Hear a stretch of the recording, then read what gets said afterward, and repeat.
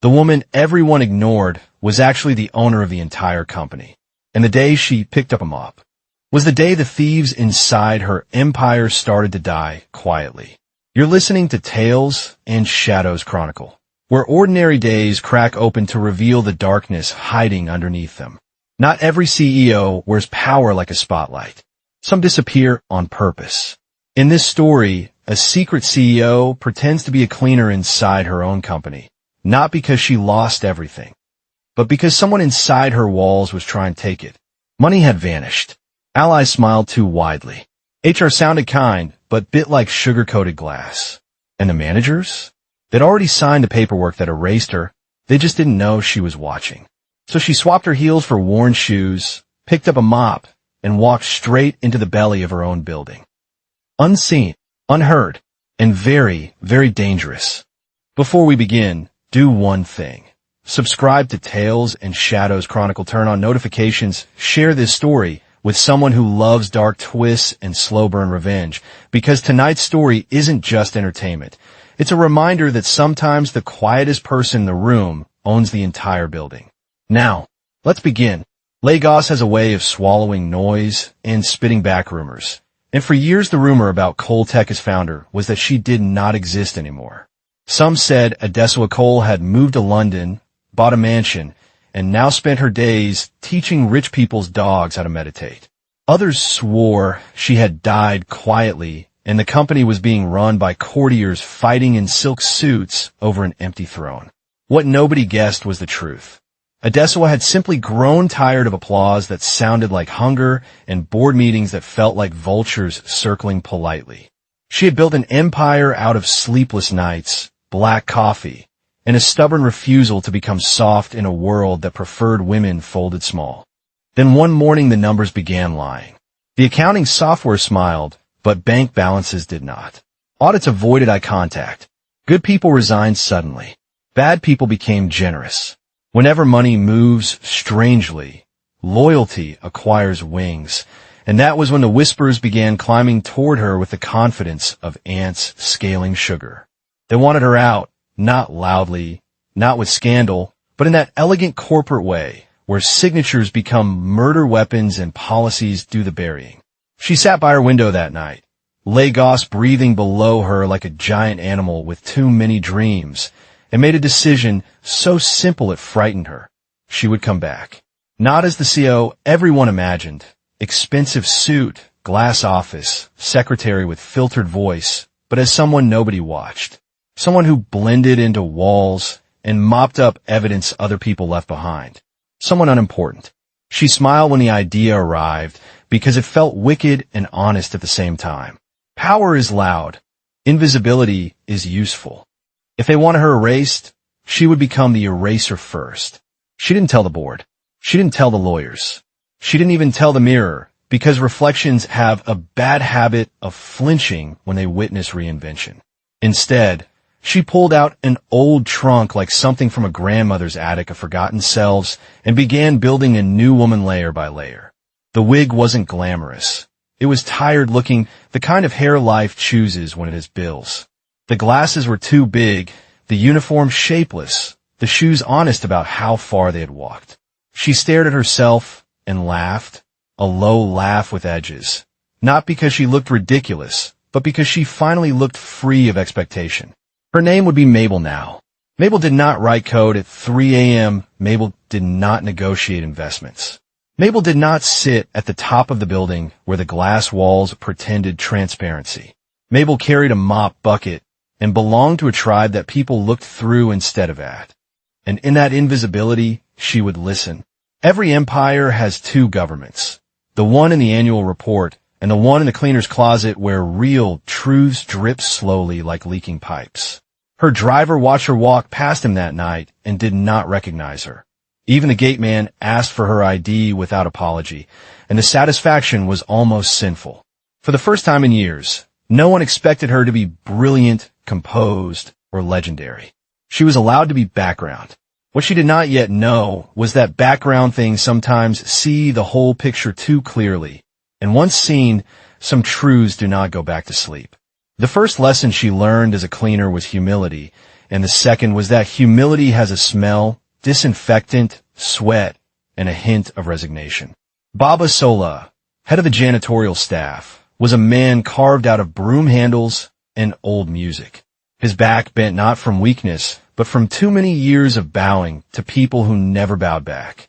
He watched Mabel, formerly Adesuwa, currently a social experiment with emotions, attempt to wring a mop, and chuckled like someone who had earned the right not to be impressed. "Auntie, you're fighting it," he said. "Water no day," respond to pride. She wanted to tell him she once negotiated a $60 million contract before breakfast, but instead she listened because that was why she was here. She spilled water. She slipped. The mop bucket squeaked like gossip. He taught her where dirt hides, under rugs, behind smiles, inside policies. As they walked through corridors at night, he narrated histories the company brochures forgot. The receptionist who cried in the restroom after being denied maternity leave, the security guard with 2 degrees and a uniform that erased them, the intern whose idea was stolen, renamed strategy, and applauded. People think buildings are made of concrete. Adesuwa insisted they are made of stories trapped inside walls. Mabel learned how to clean silently, how to disappear around corners, how to make herself smaller than air conditioning noise. To her shock, nobody looked at her twice. Executives brushed past her as if she were architecture. One even discussed confidential strategy calls standing right next to her, believing invisibility comes with rubber gloves. She did not yet know whether to laugh or mourn. But being unseen came with its own power, the dangerous, intoxicating kind. She began collecting people the way other women collect jewelry. There was Chica, the night receptionist whose voice sounded like late-night radio and whose smile never reached her eyes. There was Samuel from IT, who fixed things nobody thanked him for and spoke to servers like prayer partners. And there was Ngozi, who cleaned the executive floor and knew which marriage was cracking before the spouses did. Mabel listened, silently threading stories into patterns, matching rumors with names, complaints with consequences. She tripped sometimes, literally and metaphorically. A billionaire pretending to be invisible still has instincts shaped by privilege, and privilege does not like bending. She found herself wanting to correct injustice instantly, to pull rank and shout, "I own this place," but power restrained too quickly becomes theater. So she swallowed her pride and polished the floor instead, promising herself patience she did not feel. At lunch break, they shared rice out of nylon sachets and jokes sharpened by poverty. Laughter there wasn't light. It was survival wearing makeup. The humor was dark, tender, a reminder that suffering often tells the best jokes because it has the most material. Here, Adesuwa the CEO would have been alien. Mabel belonged. But beneath her new belonging ran a cold current. Twice she caught 2 managers whispering in corners when they thought everyone had gone. Twice she saw files disappear from desks before morning. And once she saw Linda from HR shredding papers with a smile, too calm for innocence. The building was alive, awake, plotting. And like all living things, it had teeth. Coltech at night did not rest. It merely removed its makeup. During the day, the lobby gleamed like ambition polished for investors. But after hours, the fluorescent lights hummed with a tired honesty that daytime refused to admit. The plants looked less decorative and more like witnesses. Elevators sighed, as if exhausted from lifting egos all day. Mabel noticed that nighttime reveals what sunlight edits, stains on carpet, fingerprints on glass, and the quiet desperation of people who stay late not because they love their jobs, but because fear drives better than passion. The building felt like a city trapped upright, with its own weather, seasons of gossip, and underground rivers of resentment flowing beneath ergonomic chairs. She moved through it like a rumor, pushing her cart, her reflection multiplying in every glass wall, each one a slightly different woman. CEO, cleaner, spy, daughter who once believed success would save a person from sadness. It turns out sadness owns skyscrapers too. She learned the rhythm of night employees, the coders who spoke to screens like lovers, the accountants who triple-checked numbers that already knew their fate, and the marketing team that used sarcasm as caffeine. Every floor told a story. The executive floor, however, whispered. Doors that were heavier. Secrets preferred better soundproofing. And in that hush, she felt both predator and prey, equally electrified by what she might discover and what might discover her. She paused often and listened, not with her ears, but with that deeper sense forged from intuition and bruised experience. You cannot run a company in Africa without learning to hear footsteps behind compliments. On the fourth night, she found the smoking balcony where the unimportant became philosophers. The security guards, drivers waiting for bosses who pretended to forget time, junior staff who could not yet afford failure. They all gathered there, sharing cigarettes, groundnuts, and conspiracy theories about management. Nobody hides more truth than people who believe nobody hears them. The company is changing, one guard said, staring at the city lights like they had offended him personally. Not growth change. Snake change. Another spoke of new policies that punished lateness but ignored unpaid overtime. They laughed at the motivational posters inside the building and called them walleyes. She filed away names and details quietly like books on a mental shelves. Yet the more she learned, the heavier her chest became. She had dreamed of building a place where people did not have to shrink. Instead, she had accidentally built a theater where shrinking was part of the costume. Humor softened the edges, jokes about stingy managers, incompetent genius executives, and HR's ability to smile while writing your professional obituary. But underneath the laughter there was an ache. It hit her then. Buildings don't become cruel alone. People train them. And some of those people worked directly under her name.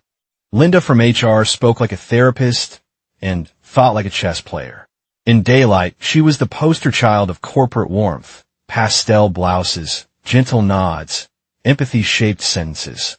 But night reveals the underbelly of even the softest animals. Mabel was cleaning near the HR office when she heard laughter that didn't match the words spoken. Linda and two junior officers reviewed CVs like judges flipping through fate menus. Too outspoken, Linda said about one candidate. We don't need activists masquerading as analysts. Another resume received. She just got married, maternity risk. The tone was casual, clinical, almost bored, as if they were not talking about entire lives bending. Then Linda smiled, a slow, deliberate curve that looked nothing like kindness, and said, remember, retention is cheaper when people learn to fear replacement. They laughed again. HR, the department meant to protect, had built a quiet religion of control. That realization tasted metallic in Mabel's mouth. At one point, Linda walked by and handed the cleaner trash without looking directly at her, saying, good girl, the way one speaks to obedient furniture. It took all of Adesuwa's self-control not to correct her existence with words heavy enough to dent ego. But queens undercover must endure the lessons of peasants and the insolence of courtiers.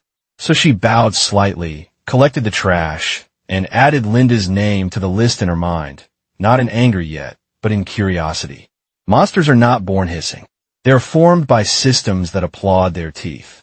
Later that night, she saw Linda again, alone this time, lights dim, the glow of her screen painting worry across her carefully composed face. The HR queen was not as untouchable without an audience. She rubbed her temples and whispered something like a prayer, or maybe a confession. Just a few more weeks. A new expression lived on her face now, calculation threaded with fear. Mabel lingered in the hallway, pretending to wipe already clean glass, because sometimes ethics has to sit quietly while truth shows up late. A message popped onto Linda's screen, and though Mabel couldn't see the words, she saw the effect, relief mixed with dread, like someone accepting a deal they know comes with strings around their throat. Linda closed the laptop softly, as if the machine were a sleeping child, then straightened herself back into corporate perfection. That was when Mabel realized something important. Villains in stories enjoy their wickedness. Villains in real life often feel trapped in it. Compassion complicated her revenge fantasies in ways she did not appreciate. It is easier to destroy people when you refuse to see their wounds. She walked away haunted not by Linda's cruelty, but by her humanity. Darkness had layers. And somewhere among those shadows hid the mastermind who had turned her company into a chessboard where pawns bled silently. Mr. Oak did not walk. He entered spaces like announcements. His suits were bright in that defiant Lagos way, which insisted success should shine loudly enough to blind skeptics. He shook hands with both palms, as if embracing futures, laughed generously, complimented receptionists by name, and left trails of cologne and ambition behind him. To most employees, he was charm in human form, the kind of manager who remembered birthdays and quoted inspirational tweets during meetings. But charm is often camouflage. From the corner of the hallway, pretending to scrub a non-existent stain, Mabel watched him interrogate a junior analyst with a softness that hurt more than shouting. "You're smart," he said kindly, "just not strategic. We need strategic people here." The analyst nodded while dying quietly inside. Oak smiled, patted his shoulder, and moved on, the executioner thanking the condemned for cooperation. Later, she overheard him on the phone, voice lower now, stripped of decoration. "Everything will be ready by 3:15. Yes, she won't be a problem. She doesn't even show up." The laugh that followed held no warmth at all. It was not villainous, it was bored. Evil in real life often lacks theatricality. It merely multitasks. She felt a prickle at the back of her neck, that primitive alarm inherited from ancestors who understood predators long before office chairs existed. Yes, Oak wanted a throne, not for power alone, but for the story it would tell about him. She began charting him like a storm, noticing patterns of who he praised, who he ignored, who he quietly removed from projects like erasing pencil marks. He surrounded himself with eager loyalists who believed proximity to confidence was the same thing as competence. His meetings were performances filled with laughter, gentle mockery of absent executives, and small humiliations wrapped in jokes. The dark humor in the office grew sharper around him. People learned to laugh early to avoid being laughed at. He made ambition look fun and disloyalty look like a necessary vitamin. Yet behind every big move he made, files vanished, budgets shifted, accountability blurred. She saw him meet Dr. Benson from the board once, their handshake lingering a shade too long, their eyes communicating transactions words would later pretend didn't exist. Mabel felt like someone watching a snake shed its skin only to reveal a shinier snake underneath. She kept reminding herself not to rush. Revenge, served warm, loses complexity. But patience tasted bitter. It is difficult for a woman who built an empire to watch a man rehearse stealing it and do nothing. Still, she cleaned. She listened. She learned. She promised herself one thing. When the game ended, he would realize that the cleaner he ignored had been sweeping his footprints into evidence the entire time. The first real crack appeared not in a document, but in a joke. The customer service bullpen was a jungle of headsets, exhausted politeness, and fluorescent despair. Jokes that were weapons, shields, and oxygen. As Mabel emptied bins, pretending not to exist, a young rep named Funme whispered, "Someone upstairs is eating the company." The others laughed nervously, the way people laugh when the truth dresses up as humor to avoid getting fired. "They'll soon sell us with the furniture," another added. Between the jokes were fragments of rumor, ghost vendors being paid monthly, phantom projects that swallowed budgets whole, promotions given to people who arrived with the right handshake rather than the right skill set. One mentioned a locked conference room nobody entered during the day, but was always booked at night. Another said IT had been asked to erase backup logs by mistake. They pretended to move on, but their eyes betrayed them. Fear and curiosity danced together frequently in offices. Mabel kept her head bowed, but inside her mind alarm screamed.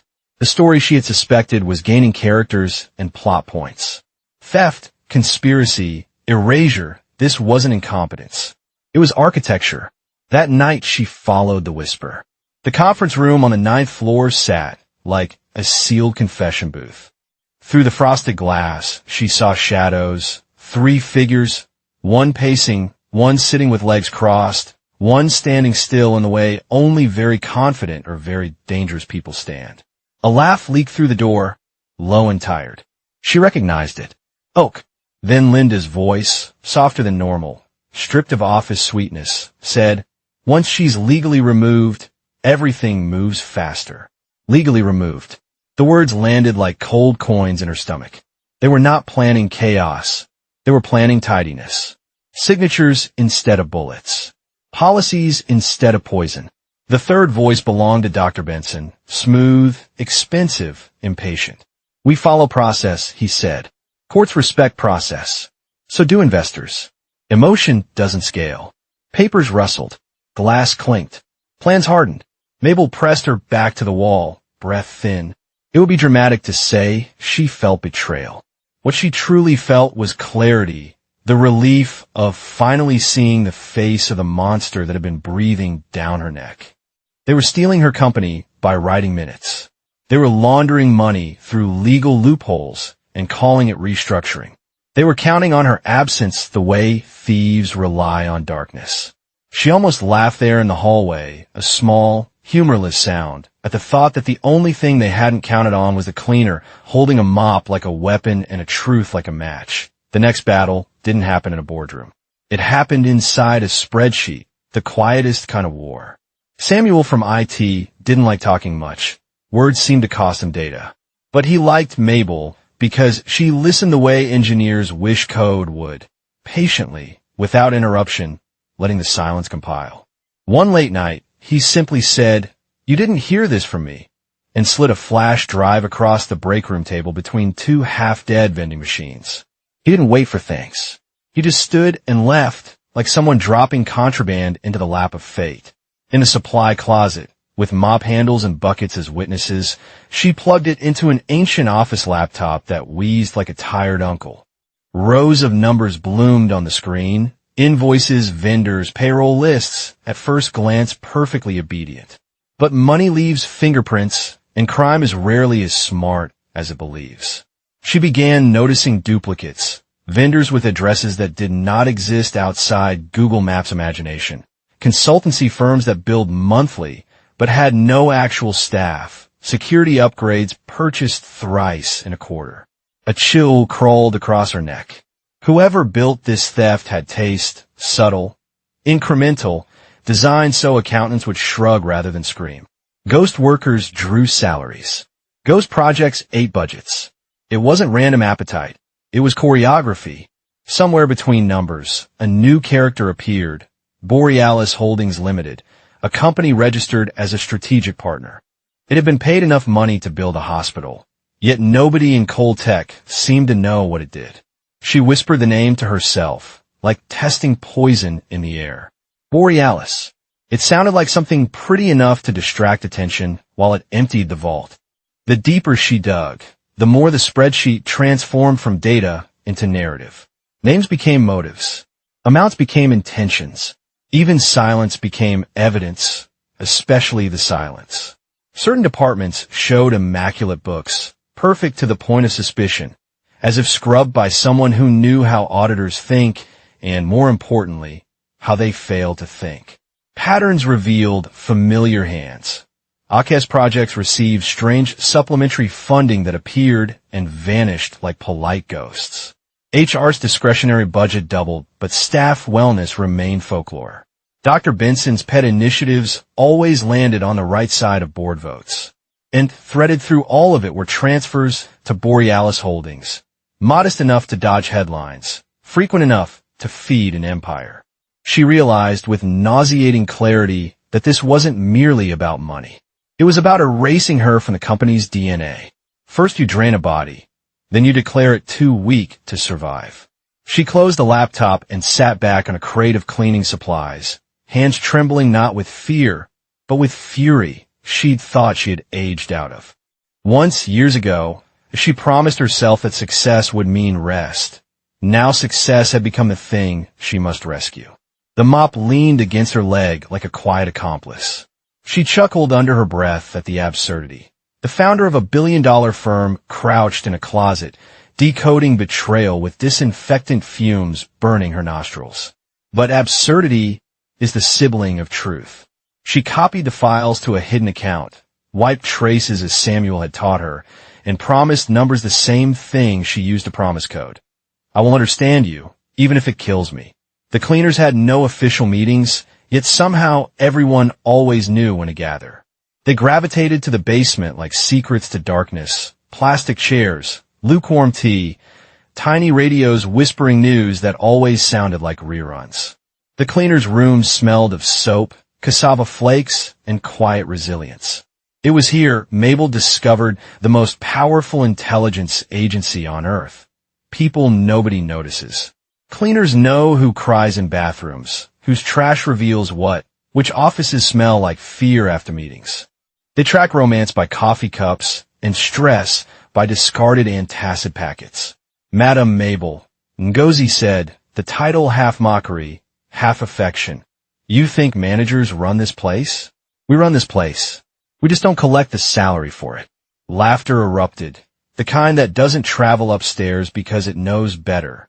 They spoke freely around her now, the new one who worked hard, asked little, and shared biscuits even when she pretended she couldn't afford them.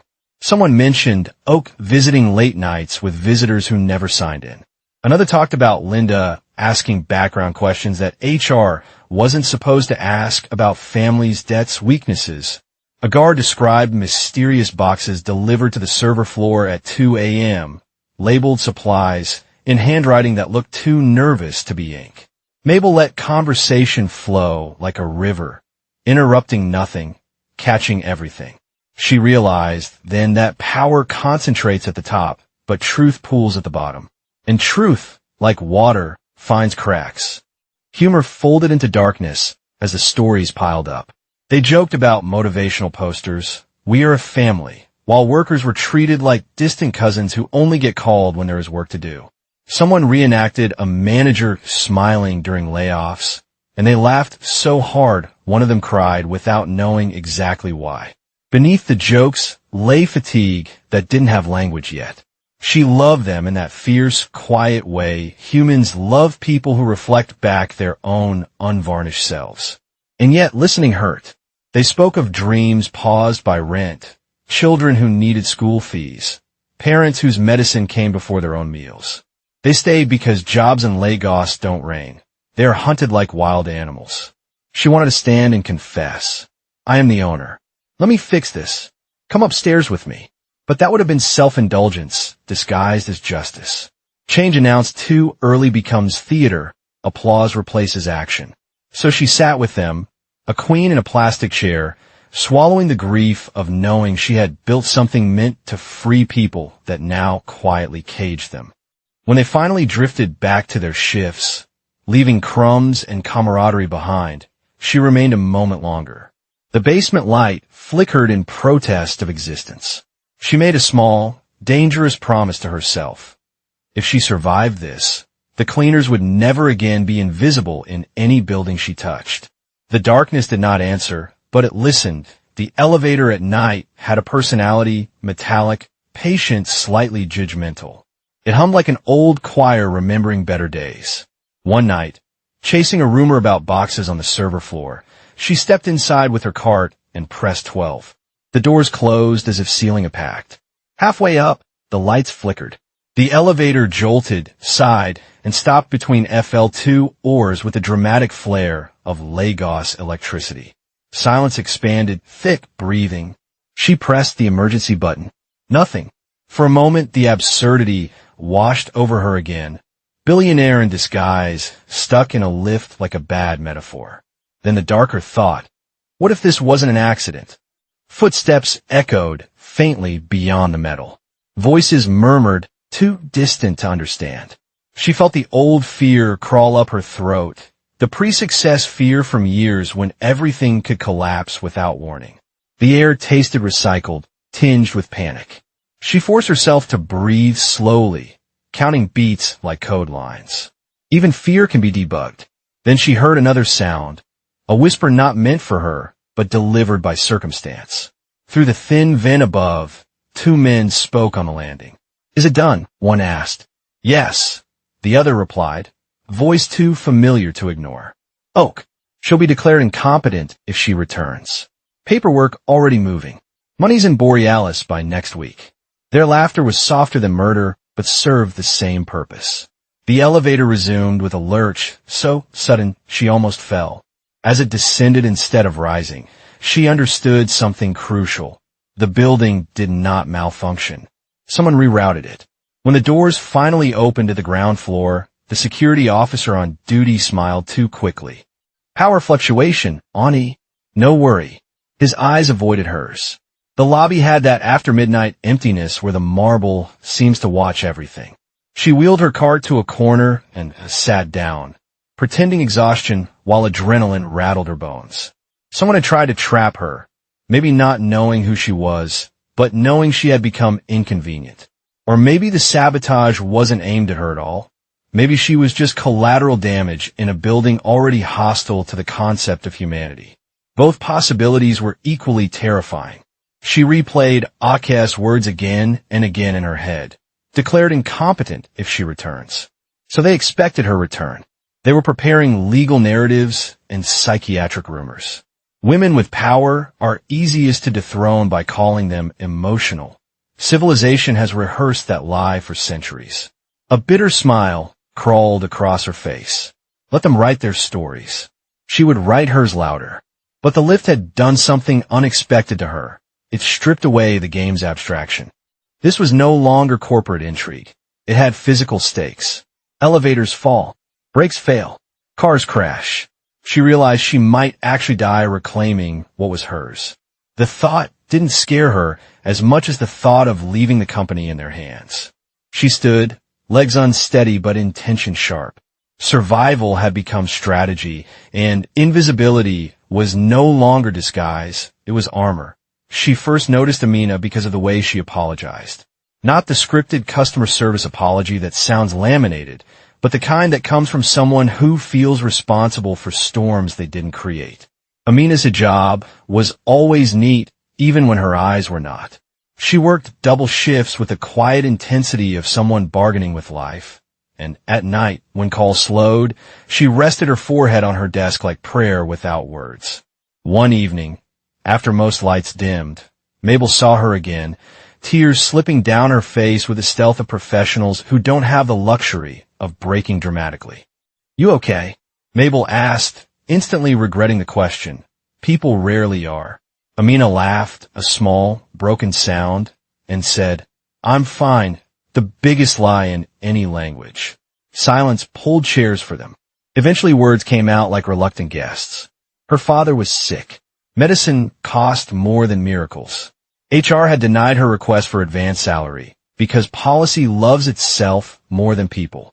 Her supervisor hinted that friendliness could accelerate promotion, friendliness that arrived with hotel rooms and unspoken contracts. She rejected him. Shifts grew longer. Evaluations turned colder. The company brochure smiled in the lobby while her hope starved in cubicle lighting. Mabel listened, rage simmering under her ribs. Powerlessness is a strange feeling for someone used to wielding power. It strips your identity to bone. She wanted to stand up, tear off the disguise, and fix everything in one cinematic gesture. But fairy tales require magic.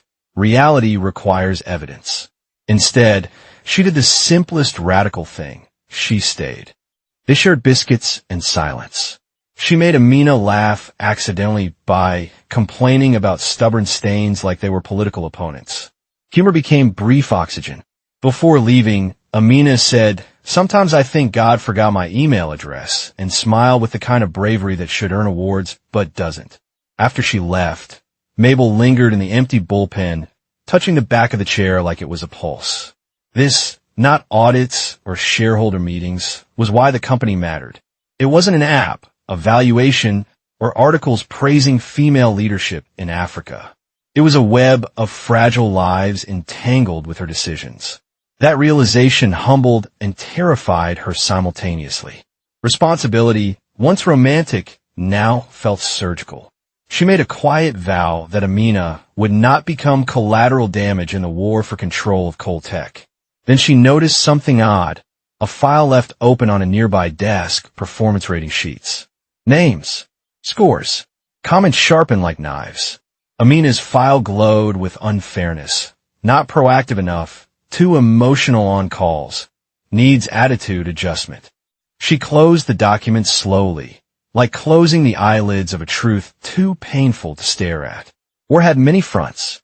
She would have to fight all of them. And when she finally walked out, her reflection in the glass door startled her. She looked nothing like a CEO. Good. No one hunts ghosts carefully enough. Boardrooms feel different when they're empty. During the day, they're theaters of performance. Hand gestures rehearsed, voices polished, egos dressed in suits. But after midnight, they feel like ruins where performances died and left echoes behind. Mabel slipped in using the master cleaner's key, the one nobody respects until it opens the most expensive door in the building. The long glass table reflected her, like a river reflecting a disguised queen. Chairs sat like loyal dogs around it, leather holding the warmth of arguments and fake agreements. On one end lay a neat stack of files, the kind no one labels dramatically because danger in corporate life prefers quiet fonts. She put on gloves because dust isn't the only thing fingerprints reveal. The documents inside made her heart slow instead of speed up. Fear sometimes wears stillness. It was a petition to remove the sitting CEO on grounds of extended absence, emotional instability, and mismanagement leading to stakeholder risk. Her name appeared clinically, as if she were a malfunctioning device about to be replaced.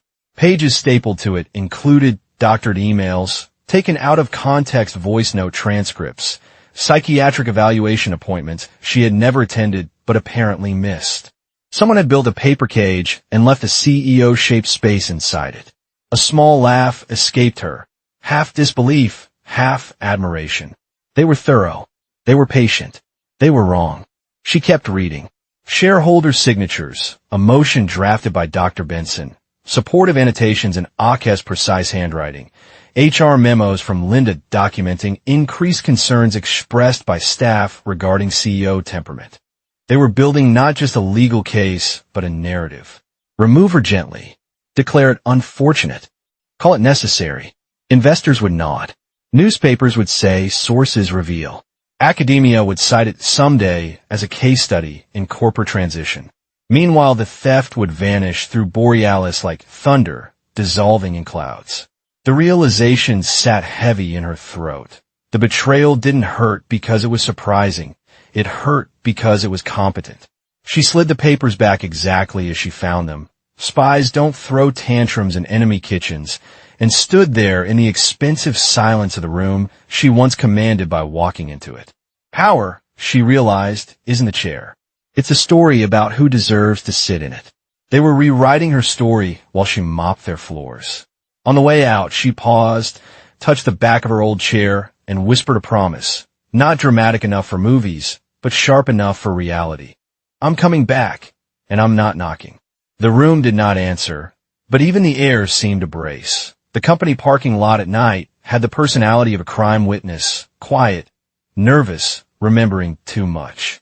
Lights buzzed reluctantly, illuminating too many shadows to be comforting.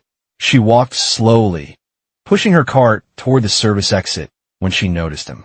A man leaning on a black SUV that looked like it swallowed gas money for sport.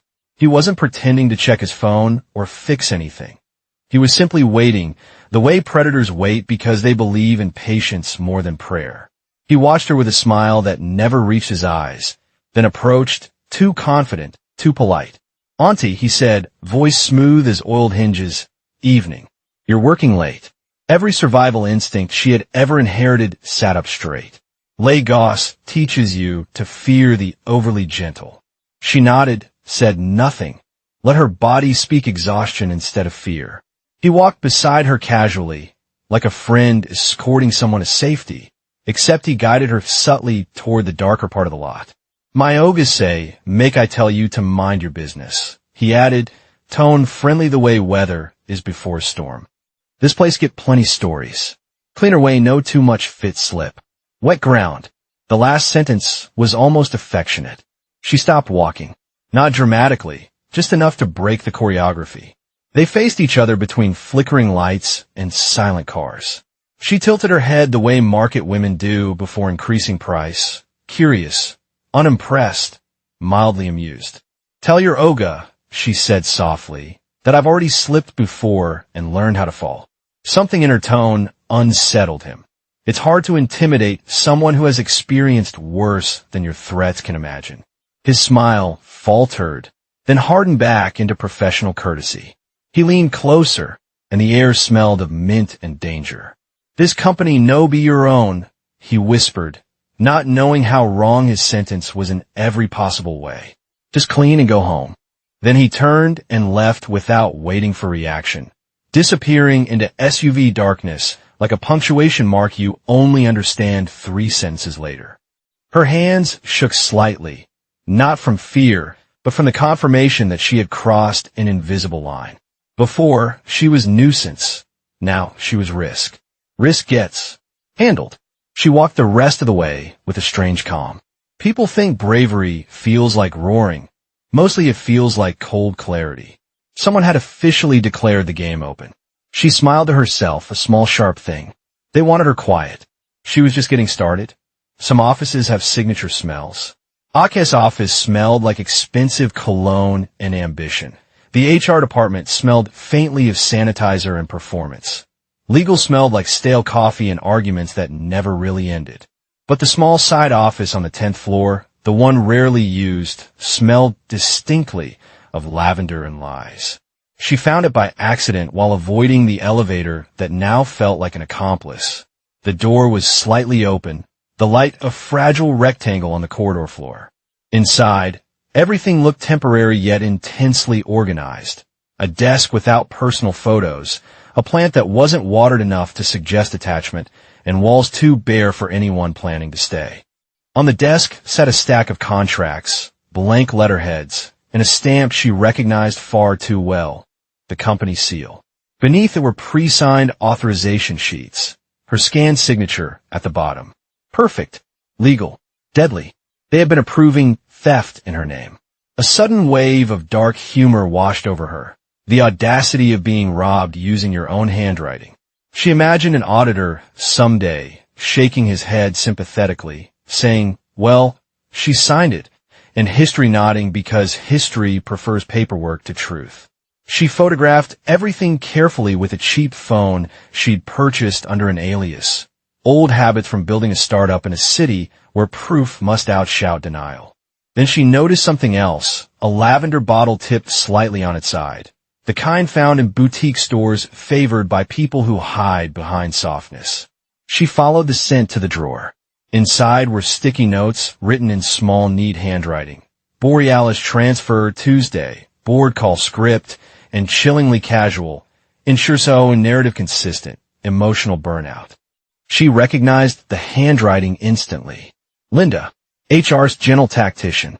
The lavender belonged to her. For a long minute, Mabel simply stood there with the drawer open, feeling nothing and everything. Betrayal doesn't always stab. Sometimes it just stares at you with tidy handwriting.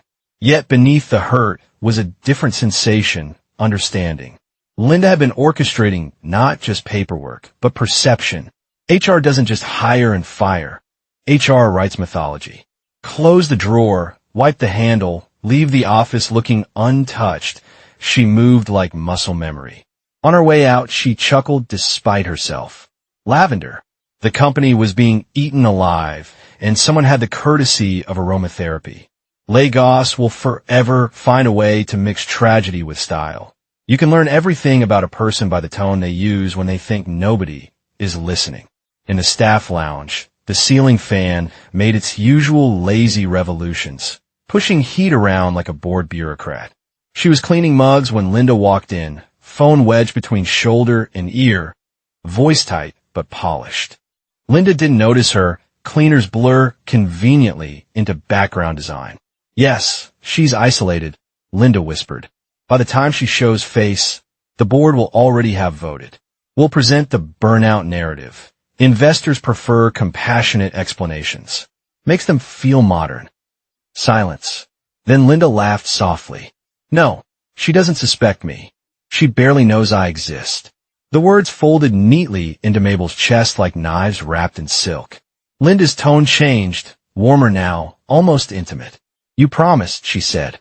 "After this, I'm out. I want my life back."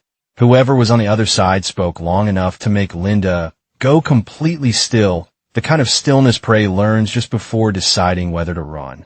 "I understand," she finally replied, voice trembling for half a second before returning to corporate calm. "We're all in too deep." Linda ended the call and sat down heavily, shoulders collapsing for just a heartbeat before lifting again into professional posture. She noticed Mabel then. Their eyes met. For the first time since this began, Linda actually saw her. Not a cleaner, not furniture, but a witness. Something unreadable flashed through her face. She forced a smile. "You people work too hard," she said softly. "Make sure they pay you overtime." It was meant kindly.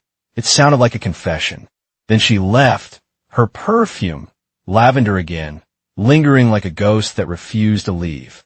Mabel sank into a chair after she was gone. The darkness of the story shifted shape. These were not cartoon villains twisting mustaches. These were tired humans making terrible choices inside systems that rewarded quiet cruelty. That realization made everything harder, not easier. It's simple to destroy monsters. It's complicated to confront people who cry after hurting you. She pressed her palms together, not quite praying, not quite thinking, just holding herself still until the storm inside settled into determination. Compassion would not save them from consequences, but it would save her from becoming what she fought. She stood, picked up the mop again, and continued cleaning, not because the floor needed it, but because it was the only ritual she had left to keep from exploding too soon. The first person to suspect the truth wasn't the board, or Oak, or Linda. It was Chike, the night guard who loved crossword puzzles and believed conspiracy theories were a hobby, not a warning. He had the kind of eyes that notice broken patterns. For weeks, he had watched the new cleaner move through the building with a strange familiarity, as if the walls recognized her. She didn't flinch around executives the way others did. She didn't gossip to pass time. She listened. One rainy night, when the city outside howled like a wounded engine, he stopped her at the lobby with hesitant politeness. "Auntie, you be from here before?" he asked. A simple question, wrapped in small English, carrying dangerous cargo. She smiled the way someone smiles just before telling the truth or running from it. Instead, she asked him for tea. They sat together, steam rising like secrets being negotiated. He told her about the company before the new management wave, how people used to laugh louder, how bonuses once arrived without begging, how the CEO used to walk around without cameras and ask about people's mothers. "She be human being," he said. "This new people, they be calculator." She listened, throat tightening. Chike searched her face, and then, softly, like a man stepping into water he can't see the bottom of, said, "Sometimes when you day waka for this place, you be like say the building day recognize you." She did not confirm. She did not deny. She simply placed her hand over his, gratitude heavy and unsaid. In Lagos, secrets survive not because people don't know them, but because people know when to shut their mouths. Chike nodded once, a small promise carved out of silence. From that night forward, doors opened a little easier for her. Logs went missing. Camera blind spots mysteriously aligned with her movements. Not loyalty, something deeper. Understanding. The company he guarded had shape-shifted into something that fed on people's exhaustion, and this quiet, disguised woman was the first person he had seen walk toward the monster instead of around it. The night that followed, he approached her again, face troubled like bad weather. "Be careful," he said. "When Lion Day hungry, now the grass go hear him first." She laughed because fear sometimes needs laughter to stay balanced. But the warning stayed in her bones. Being seen, truly seen, is both gift and liability. Someone in the building now recognized her not as cleaner, not as ghost, but as returning owner. And once one person sees, others soon follow. The game's temperature rose a few degrees. The building could feel it too. Accidents in cities do not appear fully grown. They rehearse. A loose step here. A slippery floor there. A car that doesn't brake on time, but thank God, misses you by inches. The first rehearsal came in the stairwell. A bucket of water appeared on the top step where no bucket should live, as if gravity needed help remembering its duties.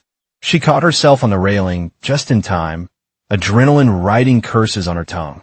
The second rehearsal came through email, an anonymous message that read only, "Stop digging." She smiled at the irony. Cleaners are literally paid to dig through trash. The final rehearsal wasn't rehearsal. It was execution dressed politely. She was crossing the road outside Cole Tech at dawn, sky the color of unripe fruit, when the sedan came. It didn't honk. It didn't slow. It aimed. She saw it the way people see accidents in dreams, simultaneously close and far, inevitable and unbelievable. Hands yanked her backward at the last second. The car screeched away, tires screaming indignation at failure. She collapsed onto the sidewalk, breath torn from her chest, heart pounding like debt collectors on a metal gate. When she looked up, Chike stood above her, shaking not from effort but from fury. "Dem me, Nam," he said through clenched teeth. "This no be warning again." The world narrowed to heartbeat and rain. She sat there, back against cold concrete, laughter bubbling up from somewhere strange. Almost dying has a way of organizing priorities. She did not feel fragile. She felt insulted. Someone had tried to erase her like a bad line of code, quickly, efficiently, anonymously. She looked at her trembling hands and thought of Amina's father, of Cleaner's plastic chairs, of the spreadsheets of ghosts, of her mother's voice saying, "If you don't fight for your name, someone else will write it for you." Rage came, but it wasn't loud. It was disciplined, surgical. She stood with Chike's help and spoke calmly, almost gently. "Good. Now we know what they're willing to do." He stared at her the way people stare at cliff edges, with fear and admiration mixed until they are indistinguishable. From that moment, survival was no longer incidental. It became part of the strategy. She changed routes. She varied shifts. She learned how shadows move in the parking lot, and which cameras were blind on purpose. They wanted her gone. She intended to make them watch her return. Plans collapse not because they are weak, but because humans are.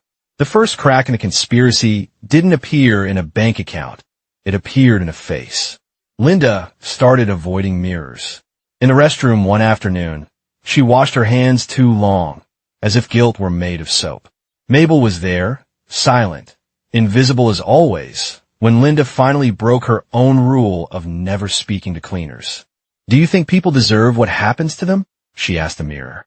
It was the question of someone kneeling at the edge of a decision. Mabel answered honestly, voice low, "I think people justify what they can't undo." Their eyes met in the glass. A flicker, recognition without language. Linda looked suddenly young, like someone who had been promised safety and handed survival instead. "I didn't start this," she whispered. "I just continued it." Tears gathered but disciplined themselves not to fall. She dried her hands carefully, the way perfectionists grieve, and left without another word. The mirror kept the rest of the confession. That evening, a document appeared in Mabel's locker in the cleaner's room. No note, just paper. Bank statements. Internal memos.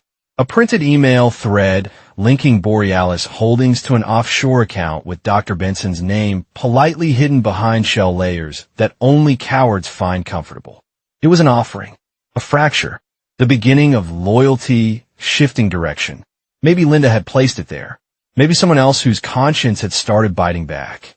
It didn't matter. Conspiracies are strongest when participants are sure of each other. Doubt is acid. And doubt had begun to drip. She tucked the evidence close to her chest like a second heartbeat. The moral darkness of it all amazed her. How people who considered themselves good could sign documents that destroyed lives as long as the signature line looked professional. She wasn't their judge. She wasn't their savior. She was their unfinished business. And unfinished business always returns. Every story has a morning it has been walking towards since the first sentence. Hers arrived on a Wednesday, the kind of Wednesday nobody suspects will be historic. The boardroom filled with expensive perfume and carefully moderated voices. Coffee steamed. Polite smiles sharpened like tools laid neatly on a tray. On the agenda, leadership transition discussion. On the table, the petition to remove her. In the corner stood a cleaner, invisible, mop poised like a prop left accidentally on stage. Oak spoke first, performing concern like one performs jazz, confidently, improvisationally, deeply rehearsed. Dr. Benson added gravitas. Linda read prepared notes in a voice that sounded like apology wearing heels. They spoke of shareholder value, emotional capacity, organizational direction. They spoke of her as if she were a storm to be assessed, not a person to be asked. And just when the vote was about to be called, the cleaner moved. She didn't raise her voice. She simply placed a stack of printed bank records on the glass table, then removed her cap. Silence landed like a heavy animal. Recognition rippled outward in slow horror. Names formed in stuttering whispers. Mabel. Madam. No, it can't, but it could. It was. She stood very still, the way mountains stand. Not to threaten, but to remind Rivers who owns the map. Before you decide who is unfit to run this company, she said quietly, you should know who has been stealing it. Screens lit up as files appeared in inboxes simultaneously. Samuel's quiet genius released at last. The room became a storm of scrolling. Numbers don't lie. They don't care enough to. Borealis Holdings glowed like a wound under bright light.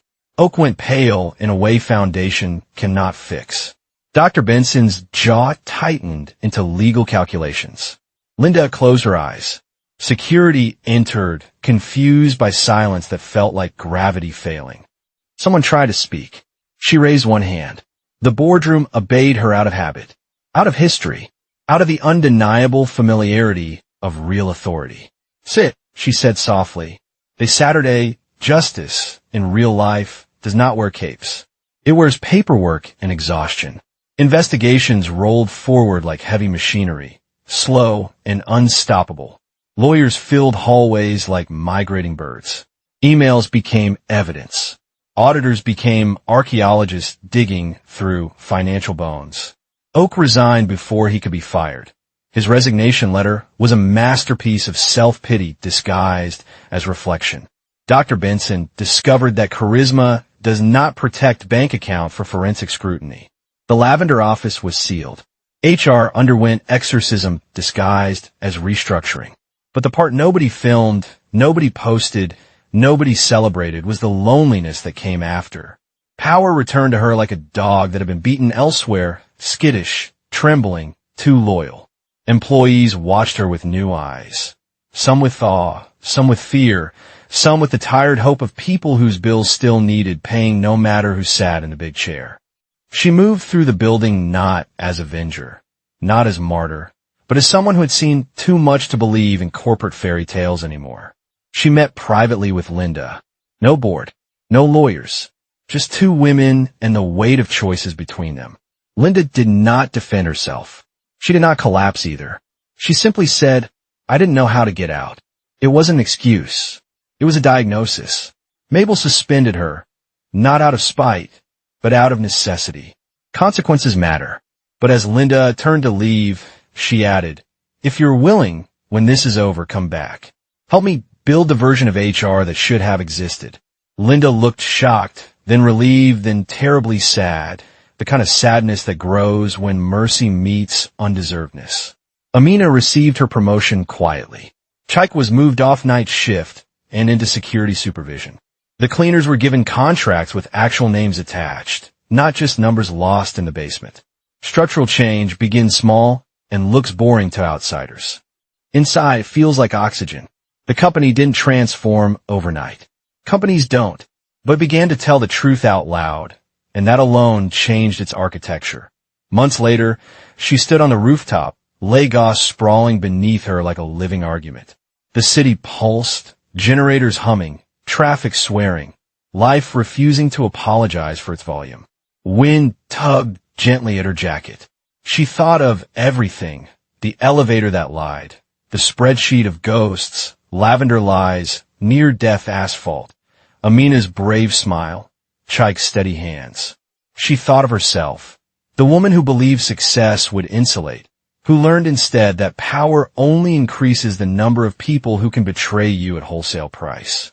And yet, she wasn't bitter. Tired, yes. Changed, absolutely.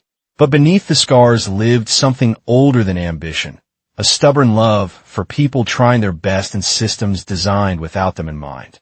She laughs softly to the city, a sound neither victorious nor broken, just honest. Here is the moral she never writes in mission statements, but carries everywhere. Evil in modern life is rarely dramatic. It is polite, organized, and pays taxes. It wears badges. It attends Zoom meetings. It says with all due respect before it takes what isn't yours.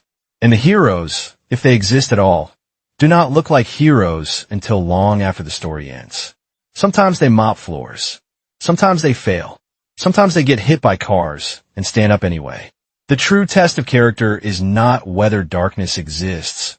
It always will, but whether you choose to participate in it when it promises comfort. She chose not to. Others did. Consequences followed. Not neatly, not perfectly, but clearly. She walked back downstairs, past apartments now slightly less afraid, past cleaners who lifted their heads when she entered, past the security desk where Chike solved another crossword slowly like man saving words from extinction. Life went on, imperfect and magnificent. And the building, her building, finally felt like it had stopped pretending. If you listen this far, one thing is clear. You already understand the most important truth of the story. Power doesn't always roar.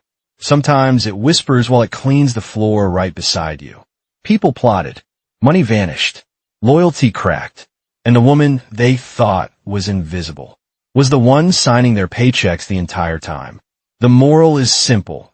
Never underestimate quiet people, never assume position equals character, and never forget. Evil today wears suits, smiles, and ID cards. If you enjoyed this journey into shadow, do not just scroll away. Subscribe to Tales in Shadows Chronicle. Leave a comment.